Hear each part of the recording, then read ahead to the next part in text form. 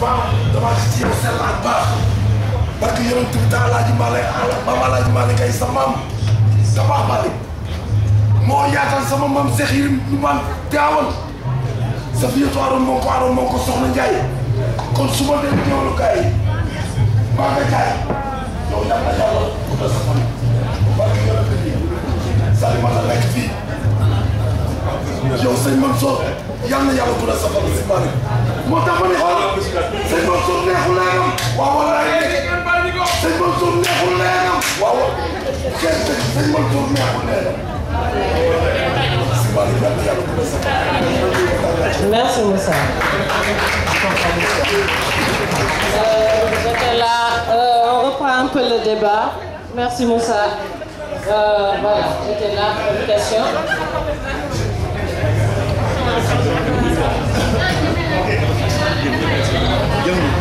Wow. Wow. Bonsoir, je m'appelle Cheikh Siane. Bon, pour revenir sur le débat, sur le problème de visa, moi je me demande si le Sénégal ne pouvait pas s'inspirer sur l'exemple par exemple du Maroc ou du Brésil qui consiste à dire qu'écoute, tout Sénégalais ne peut pas perdre sa nationalité. Je pense que ça réglerait le problème en quelque sorte. Si tout Sénégalais qui est né Sénégalais ne peut pas perdre sa nationalité, cela réglerait le problème. Je pense que le Brésil a pris cet exemple-là, comme le Maroc aussi. Bon, une deuxième question aussi. Vous m'entendez pas ou...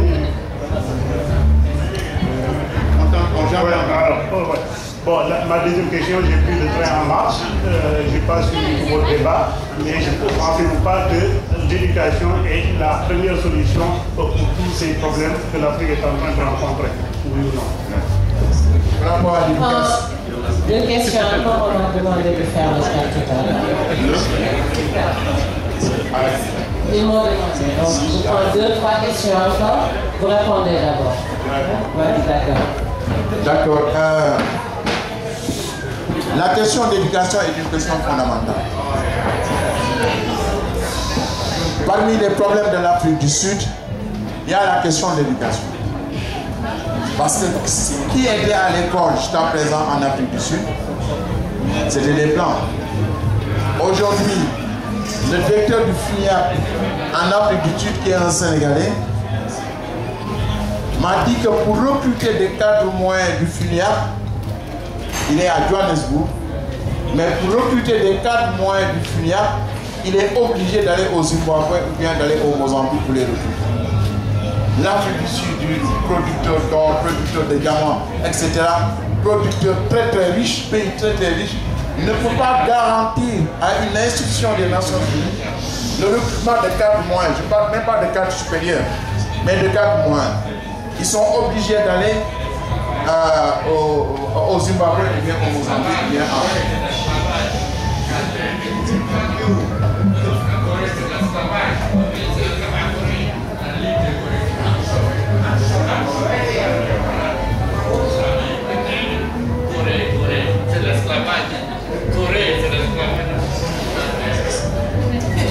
Donc,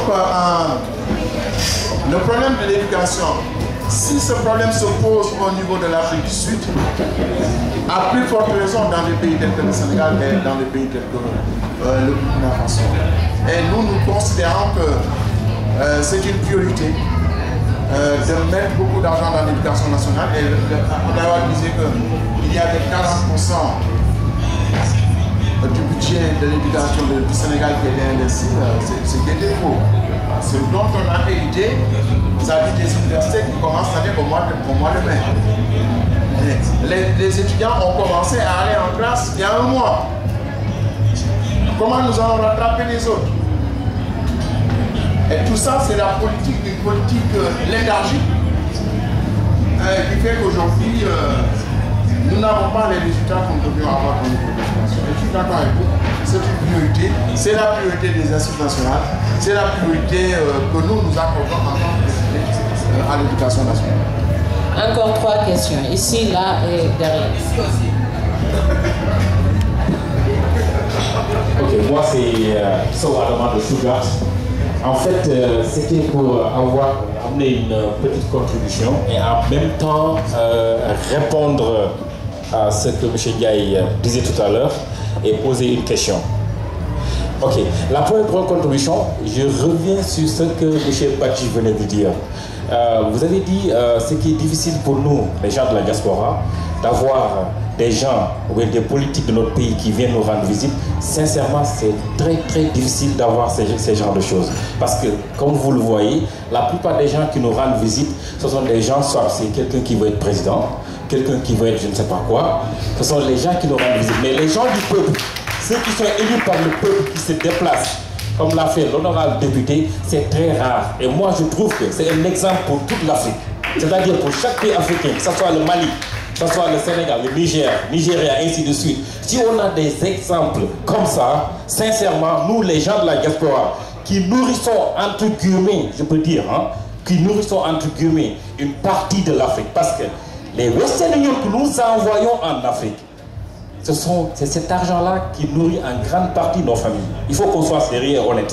Donc si on a quelqu'un de ce genre qui vient nous rendre visite, prendre son temps, donc sincèrement, moi je suis comblé. Et je suis heureux d'avoir un certain député de mon pays qui vient nous rendre visite ici afin qu'on puisse poser nos problèmes. Parce que ce sont eux qui débattent les problèmes africains au niveau de l'Assemblée nationale. Ça, c'était la première contribution que je venais de faire. Et deuxième chose, M. Ndiaye, vous parlez de visa, c'est un choix. Ça, je suis tout à fait d'accord avec vous. Et vous avez dit, vous partez à l'ambassade de France, vous faites la queue, vous payez, je ne sais pas, 80 000 francs de francs CFA pour obtenir le visa. Peut-être. Ok, peut-être. Peut-être, oui. Mais il y a une différence. L'Africain qui quitte l'Afrique devant une ambassade pour aller en Europe, et l'Africain et l'Européen qui quitte l'Europe pour aller en Afrique, il y a une différence. L'Européen, il part en Afrique pour faire soit le tourisme, rendre visite à une famille, mais il part, comme vous voulez dire, les exploitants, ils ont des passeports diplomatiques, je ne sais pas quoi, ça c'est avec les États. Moi je parle de l'individu direct, quoi. Donc l'Européen qui quitte l'Europe pour aller en Afrique, soit il part rendre visite à une famille, mais il ne part pas pour immigrer en Afrique. Mais l'Africain, lui, il quitte l'Afrique pour immigrer en Europe. Donc il y a une différence. C'est ça la différence, c'est ce que je voulais dire, quoi. Et par rapport aux gens qui ont pris la double nationalité, je vous le dis, peut-être l'Allemagne c'est un cas exceptionnel parce qu'ils n'acceptent pas la double nationalité. Mais les Sénégalais qui sont en France, qui ont le passeport français en même temps le passeport français, ils ne sont pas plus Sénégalais que nous. Oui, je sais. Donc vous avez la chance. Nous qui sommes en Allemagne qui ont le passeport allemand. C'est comme ça. Ce n'est pas les 50 € qu'on paye qui est le problème parce que nous, chaque année ou chaque mois, on envoie à nos familles de l'argent. Ce n'est pas ça le problème. Mais quand vous réglez le problème, il faut régler pour tout un chacun. Ça, c'était le dernier volet. Moi, la question que je voulais poser, par exemple, ça concerne actuellement en Afrique. J'ai fait une petite remarque. Vous voyez le cas du Mali, il y a eu des soulèvements avec les mouvements islamistes. Avec les mouvements islamistes, je ne veux pas. Ça, c'est un axe. Je regarde au côté du Nigeria, vers l'Afrique centrale, il y a aussi un axe avec les gens de Boko Haram. Vous partez en Somalie, il y a aussi un autre axe. Donc je me suis posé la question, est-ce que ce n'est pas sous forme de triangle que certaines idées magnifiques sont en train de créer pour essayer de récupérer ou de laver les héros africains, je veux dire, pour pouvoir faire une nouvelle sorte de colonisation par en fait. C'est quelque chose que je me pose aujourd'hui. Parce que pourquoi Mali, Afrique de l'Ouest, vous allez presque en Afrique centrale à partir du Nigeria vers le bas, vous avez des islams, vous partez en Somalie, le même cas. Et dans la même période, sans oublier ce qui se passe dans les pays arabes. Donc c'est pas un hasard pour moi. Merci. Moi je voudrais, par rapport à la question que vous avez posée, je ne crois pas qu'il y ait une sorte d'international. Il faut toujours parler du fait que c'est la CIA qui a créé le Bénin. Tous les mouvements islamiques que vous voyez ont été créés par la CIA et par le temps. Pourquoi? Dans les années 70, il y avait le développement de la gauche à travers le monde. Les années 70. Ils ont créé de toutes pièces, ils ont réactivé les feux en Égypte et ils ont créé de toutes pièces tous les mouvements islamiques à travers le monde. pour uniquement arrêter le développement de la gauche. Il y a eu la gauche sénégalaise, il y a eu la gauche en Égypte, il y a eu la gauche en Algérie, en Tunisie, etc. C'est eux qui ont créé ces mouvements. Et si vous voyez l'ensemble de ces mouvements dont vous faites allusion, il y a toujours le Qatar ou bien les Wahhabites qui sont là. Et c'est les meilleurs alliés des États-Unis. La base militaire des États-Unis dans le Golfe se trouve pas en Arabie Saoudite mais dans le Golfe, mais au Qatar. C'est pour ça que moi j'ai toujours considéré que même Al Jazeera, qu'on vend comme être la chaîne la plus libre du monde arabe, etc., c'est toujours au Qatar. Et le Qatar c'est le principal allié des États-Unis, c'est le principal allié des Occidentaux. Mais peut-être avec le temps, c'est très difficile, c'est des situations extrêmement complexes. Et je trouve qu'on n'a pas assez de recul par rapport à tout ça pour voir réellement qui manipule qui et qui contrôle qui. Mais en tant que nous, ce qui est de notre pays, nous avons une ceinture de protection. Vous savez que c'est la ceinture de protection? C'est les conflits. Les Wahhabis sont contre les conflits. Quand ils sont allés à tout l'unité, ils ont détruit toutes les mausolées des saints. S'ils venaient aujourd'hui au Sénégal, ils allaient détruire Tuaout, ils allaient détruire Touan. Mais nous avons cette protection-là. Il fait que 96% de la population adhère dans les conflits. Et que pour venir dire au Sénégal, il y a quelque chose qui va éclipser ce que Seigne Touba a fait ou bien ce que Seigne Hadj Malick a fait, il faut se lever de bonheur. Et de ce point de vue, tous les étudiants qui ont fait les pays arabes, les soldats, les Aïbam Rahman, qui sont venus, qui ont fait des bâtiments incendiaires, mais au bout de quelques années, passe mal. L'expression Rohan Sengen. Il y a une ligne au top, les Aïbam Rahman, qui ont en gamme. Il y a toute la couverture médicale.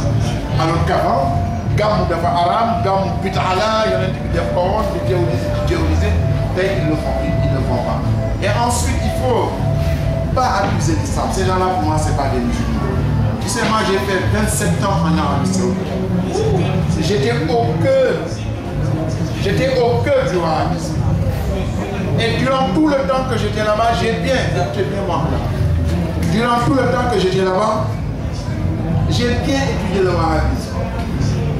J'ai été en toutes leurs séances. J'étais avec un Mauritanien qui s'appelait Mansour, qui a le même prénom que moi, Mansour. Et un jour, on est allé dans un cours de Turquie. Et le marabout saoudien a dit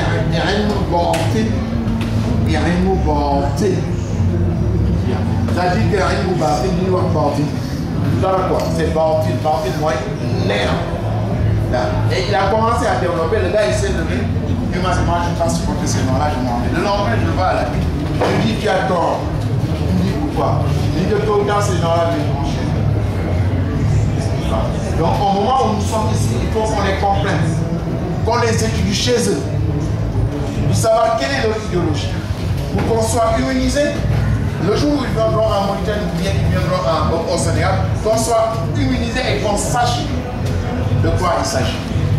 Et il y a un gars qui s'appelle Omotlo, que les Saoudiens ont financé, ils lui ont donné de l'argent, il a écrit une thèse sur la tijane. Il n'y a rien de plus dégueulasse que ça.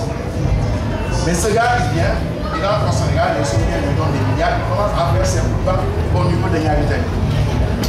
Il y avait une grande mosquée là-bas, et puis lui ont fait là-bas, le ventre, il fait son combat, au début, il avait énormément de succès. Mais à la fin, d'abord, et de ce point de vue, nous sommes là. Maintenant, dans des pays tels que le Nigeria et dans les autres pays, il va falloir effectivement étudier très bien la question. Je voudrais simplement répondre à Bachi. Il y avait deux parties de sa question. Ah bon, d'accord. J'avais deux parties de sa question. À propos de la diaspora, moi je suis très content du niveau du débat. Je vais partout dans le monde, je rencontre les Sénégalais. Ce niveau de débat là, c'est la première fois que je le dis.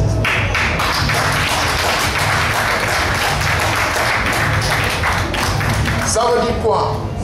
Ça veut dire qu'il y a la composition de l'immigration allemande est différente de la composition de l'immigration ailleurs. Et aujourd'hui, l'immigration va jouer, la diaspora va jouer un rôle. Les derniers chiffres que j'ai du ministre des Sénégalais de l'extérieur, elle me dit qu'il y a 5 millions de Sénégalais à l'extérieur. Le premier pays, c'est la Côte d'Ivoire, 1 200 000. Le deuxième pays, c'est l'Italie, 1 100 000. C'est bien ce que je vous dis. L'Italie, 1 100 000. Le troisième pays, la Gambie, 900 000. Le quatrième pays, le Mali, 400 000. Donc avec 5 millions, il n'y a que 180 000 qui sont inscrits. Je dis que vous êtes 5 millions, il y a 180 000 qui sont inscrits sur les listes électorales. Il y a 34 000 qui votent. Donc il y a du travail à faire.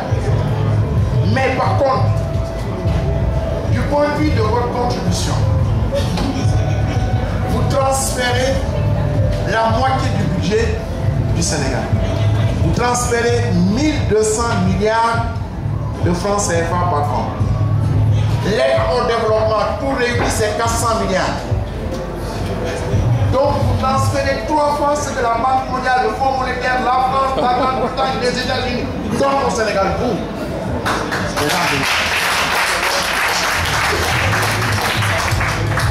Donc vous devez jouer un rôle essentiel dans le développement du pays. La Corée, l'Inde, la Chine ont été développées par qui? Aujourd'hui, la Turquie est développée par qui? La Turquie est développée par les étudiants qui ont fait des études dans les grands pays et qui sont restés et qui ont commencé à travailler. Mais tout en ayant le confort, ils n'ont pas oublié que Badji ne pouvait être que Sénégalais. Que Ibrahim ne pouvait être que Sénégalais. Et que par rapport à ce pays-là, vous avez été responsable. Et que c'est une urgence éthique pour être ce que vous êtes, pour être conforme à votre identité. C'est une urgence éthique que de penser demain au pays et de penser que l'expertise technique que vous avez, vous pouvez donner cette expertise technique à l'Allemagne, mais demain au Sénégal ici. Donc il faudra que l'Allemagne, surtout ce que j'ai vu aujourd'hui, vous avez une responsabilité que ni la France, ni l'Italie, ni l'Espagne, ni l'Afrique du Sud n'ont. Vous avez une responsabilité particulière, même les États-Unis ne l'ont pas.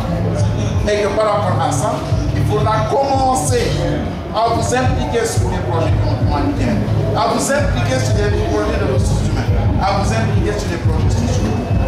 En tout cas, c'est tout ce que je voulais ajouter par rapport à la question. Merci, Monsieur Sy. Une plus belle fin.